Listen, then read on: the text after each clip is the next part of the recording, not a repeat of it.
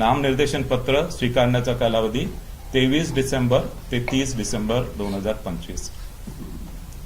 नामनिर्देशन पत्राची छाननी होणार आहे 31 डिसेंबर 2025.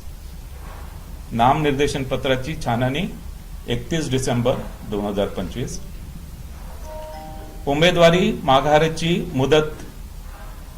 माघारीची मुदत असणार आहे 2 जानेवारी 2026. उमेदवारी माघारीची मुदत 2 जानेवारी 2026. निवडणूक चिन्ह वाटप व अंतिम उमेदवारांची यादी. निवडणूक चिन्ह वाटप व अंतिम उमेदवारांची यादी 3 जानेवारी 2026. निवडणूक चिन्ह व अंतिम उमेदवारांची यादी 3 जानेवारी 2026. मतदानाचा दिनांक 15 जानेवारी 2026. मतदानाचा दिनांक 15 जानेवारी 2026. मतमोजणीचा दिनांक 16 जानेवारी 2026. मतमोजणीचा दिनांक 16 जानेवारी 2026. आता मी थोडक्यात आकडेवारी सांगतो. एकूण महानगरपालिका ज्यांची निवडणूक होणार आहे त्या 29 आहे. एकूण जागा म्हणजे एकूण जागा ज्यासाठी निवडणूक होणार आहे ते 2869 जागांसाठी निवडणूक होणार आहे.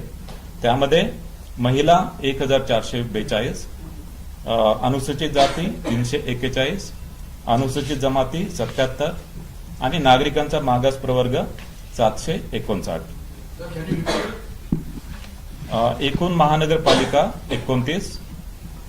एकूण जागा 2869, महिला 1442, अनुसूचित जाती 341, अनुसूचित जमाती 77, नागरिकांचा मागास प्रवर्ग 759.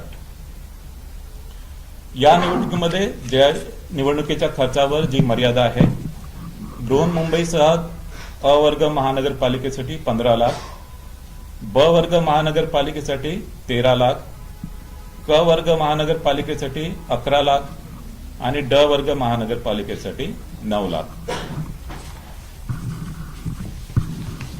आजपासून संबंधित सर्व 29 महानगरपालिका क्षेत्रात आचारसंहिता लागू करण्यात आली आहे. या निवडणुकीमध्ये एकूण मतदार हे 3,48,78,017 असणार आहे. त्यापैकी पुरुष मतदार 1,81,93,666 असतील. स्त्री मतदार 1,66,79,755 असतील आणि इतर मतदार 4,590 असतील.